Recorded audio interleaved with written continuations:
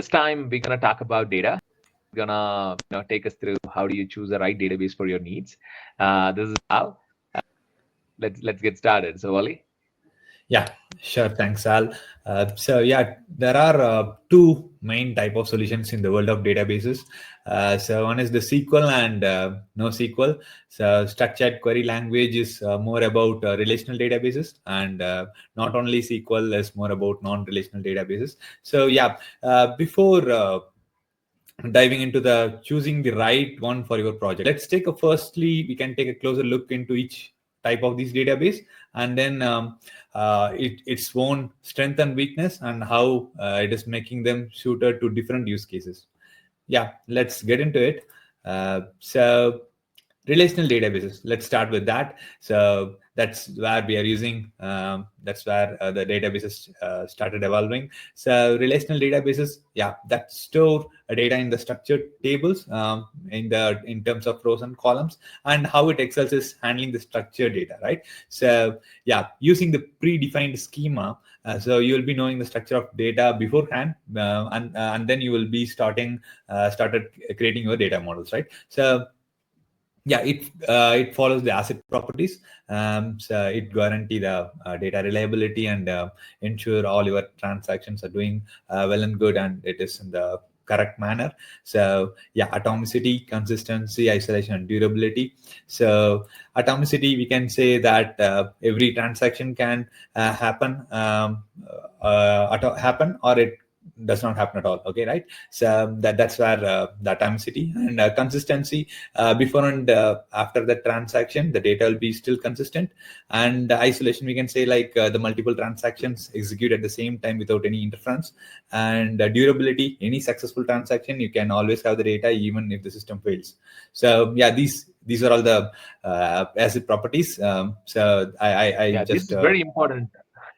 So Wally, actually, this is very important for any of the financial or investment related transactions, right? Because all of these properties are very important. Right, where we need the strong consistency. This is pretty much very important. And the famous examples of these relational databases, we can say MySQL, PostgreSQL, Oracle database, Microsoft SQL Server. So these are all the popular examples we can say. And now let's talk about the NoSQL databases, non-relational. So here, what is the interesting thing is it excels handling unstructured and semi-structured data, right? So every data is not always be structured. So there are lots of various types of data. So this affords that flexible format rather than storing in a structured tables. So it excels in the dynamic schema part. Where we cannot predefine our schema, right? So only one thing. So you may have to scroll down a little bit. I couldn't see the bottom part of your. Sure. There you Definitely. So let's talk about the data structure in the relational database. It uses the structured tables with rows and columns, right? So and in the NoSQL databases, we have the flexible format of key value store, where we can store the data in terms of keys and key value pairs, right? So the use cases we can say like the caching systems, and then we can say like there are lot more interesting stuff like session management, simple lookups, that those use cases. And the example I can say Redis is the famous example, and in AWS we have DynamoDB. That's another interesting one. So and the another format is the document, right? So how we can store data in terms of documents. So usually you have a JSON type of data, XML. So there can be nested structures, where we can allow more flexibility. So that's where these document databases works very well. And these documents are grouped in the form of collections. And the use cases, what we can say is user profiling, the content management systems. So the very famous document database, we can say MongoDB. So it works very well in these areas. And we do have white column databases. So white column databases, it also referred as columnar databases.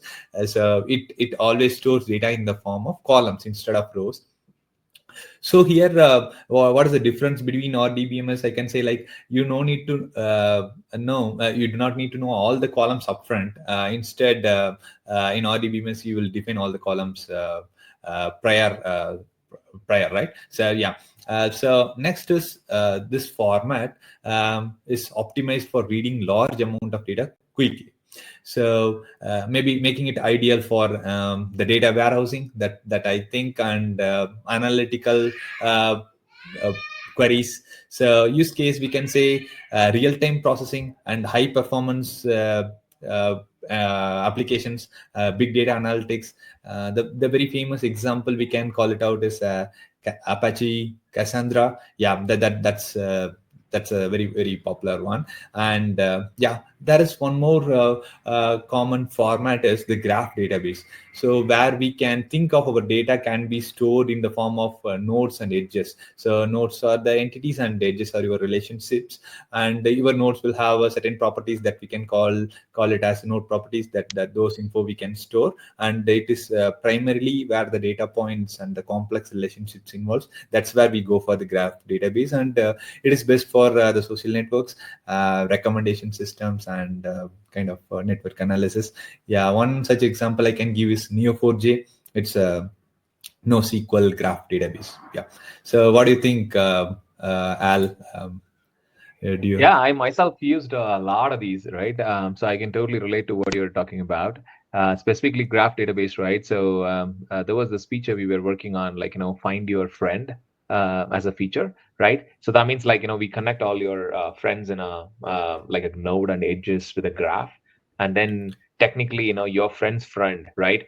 I mean, your friend could be, there is a chance that, he might be my friend as well, right? I Yeah. might know him, right? So there is also something called as, in the streaming industry that I'm currently working on, we also something called as a you might also like. So in this case, say for example, you love certain types of movies, that means you could also love things like, Yeah. the similar movies, right? So if you Right. like Die Hard, you might like,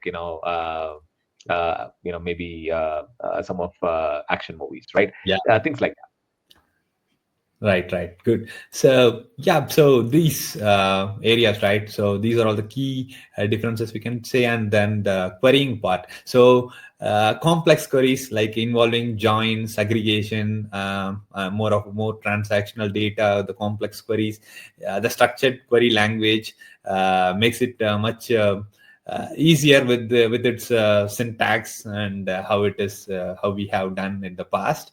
So here there are more flexible formats. So there are more types of NoSQL databases. So often the different querying syntax which we need to adapt. So that's one thing. And in terms of scalability, right?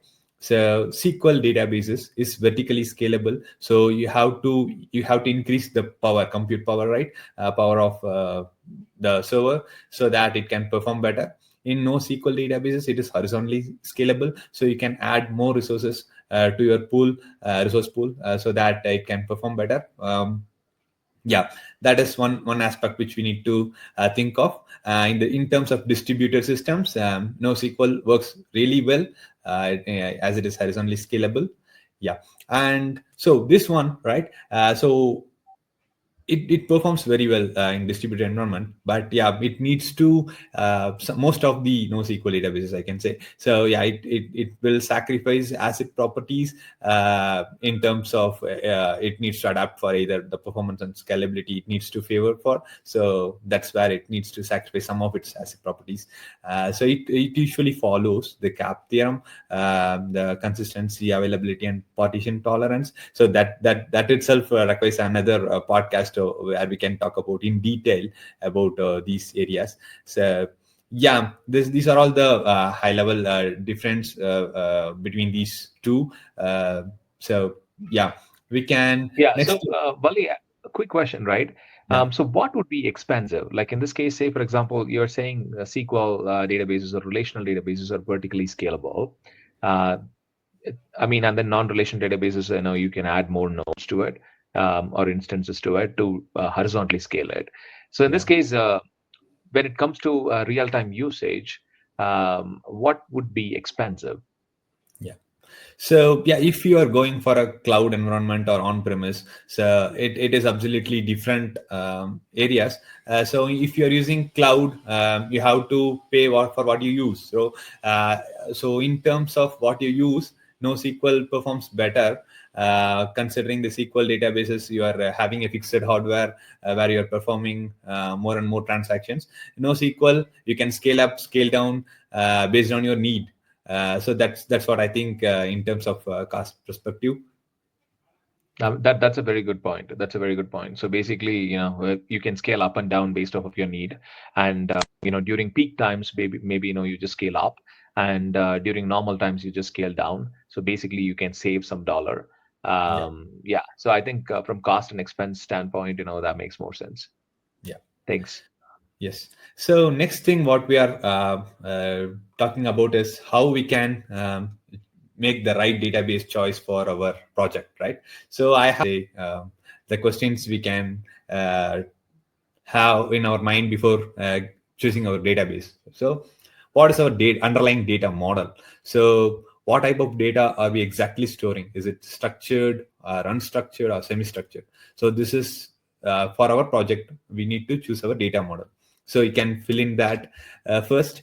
That's the first thing which we need to do, and then how our project size and growth. So, what do you think? Like your project, your business is expanding very rapidly in a shorter time span, or are you making billions and millions of transactions each day? So these are all the things which we need to have it before choosing your right database. So then you can think of like you can scale your database horizontally or vertically, right? So do you want to add something to it, Al? Correct. Yeah. I think in this case, yeah, if you're a really growing business, then this could be a real big blocker, right? If you go for one choice over the other, so then later, if your business like really, then either you have to spend a lot of money or you might not end up scaling it, right? Because your data access and all your customers will start complaining because now you have like terabytes, gigabytes. No, not just gigabytes, we are talking about zettabytes of data. So now your customers will see the response times being very slow and all that stuff. Yeah, I think it is a very valid point. Yeah, right. And the next aspect, what we need to think is consistency versus speed. So, what is our priority? Is it consistency and reliability, or our faster access to high volume of data? So, I can give it one good example. So, let's say like the banking systems, right? So, it needs to be very consistent. So, the payment is involved, and I want to monitor each day. So, and immediately. It needs to reflect. So that could be an good example for consistent and high volume of data, and we need faster access. So let's say like consider social networks, right? So let's say like even the YouTube. So if you are making any comment to a particular video, so we need to see the command, but not immediately, right? So we no need to immediately, it need not to be reflect, but it can eventually reflect. So yeah, in that case, like we can say speed plays a major role than the consistency. Absolutely. Yeah. I mean, I also, use this kind of techniques for more search related features, right? So today, when we go for a search, so obviously you are going through like billions and billions of records. So technically, where speed is very important than consistency. And if we add a new record to it or like, a bunch of new things, it's okay if it is delayed by a few seconds or few minutes. But, your current catalog, you should be able to search through it, right? Yeah, I think it's a major use case for Amazon, Google search, all of the search related use cases where speed is very important than consistency, because all the customer want is to look at the data but not exactly do anything with it. But when it comes to right. payment, yeah, I completely agree. Payment, finance, anything related to that, consistency is way more important than speed. Even if it is delayed by 30 seconds, my payment went through. I want to get that confirmation. Right. Exactly. And yeah, and one more additional consideration, like when you are planning for project, your team experience is also another important aspect. So like your team is experienced with SQL and NoSQL technologies, and sometimes the decision can come down to familiarity with a particular database rather than the actual one for the need. So yeah. Absolutely. Yeah, performance tuning and all that is like, unless you're skilled in that specific database, it's pretty hard to do any kind of performance tuning or debugging and things like that. But nowadays, actually, learning is like, is very better. So you can Yeah, easily right. learn things through, and there are a lot of articles to support you. But yeah, that is also a very valid point. Right. So yeah, so coming to the conclusion, right, there is no one size fits all answer when we are choosing between SQL and NoSQL database. So it's all about how we are aligning each database trends for the specific demands of our project. So even a business can often rely on both database to meet the different requirements. So it depends upon the business, underlying business, right? So they can avail the both benefits of both of these database for the different requirements. Yeah. Absolutely. Yeah, I think everyone should start thinking about, they should be already thinking about the microservice-based architecture, right? So every single service can use its own database. Think of it like that. So some service, like, because, you could be an Airbnb, right? Where searching for, houses could be a different database. But then, when you make the payment and book the house, could be a different database, Yeah. right? So there are different services which could offer different value to the customer. So think of it from that perspective, so that you can break your product into multiple pieces, and every service can be supported using a different type of a database. Yes, exactly. Yeah, we should be talking about more about databases and the underlying principles in detail, maybe in the next podcast. And yeah, thanks for watching. Thank you. Thanks, everyone.